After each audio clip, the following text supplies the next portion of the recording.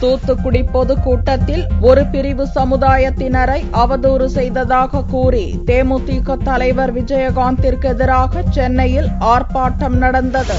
தூத்துக்குடி மாவட்டத்தில் தேமுதிகவின் ஆண்டு விழா பொதுக்கூட்டம் சமீபத்தில் நடந்தது. இக்கூட்டத்தில் பேசிய கட்சி தலைவரும் தமிழக சட்டசபை எதிர்க்கட்சி தலைவருமான விஜயகாந்த் ஒரு பிரிவு சமுதாயத்தினரை அவமதித்து பேசியதாக சர்ச்சை எழுந்தது. இது தொடர்பாக சென்னை கலெக்டர் அலுவலகம் எதிரில் வெள்ளியன்று ஆர்ப்பாட்டம் நடந்தது. இனக்கலவரத்தை விஜயகாந்த் தூண்டி விடுவதாக ஆர்ப்பாட்டக்காரர்கள் தெரிவித்தனர். தமிழ் சமுதாயங்களை பிளவுபடுத்தி அரசியலில் குளிர்காய நினைக்கும் விஜயகாந்தை கண்டித்து இந்த ஆர்ப்பாட்டம் தமிழ் சமுதாயங்கள் அனைத்தும் கலந்து கொண்டு நடத்துகின்றது.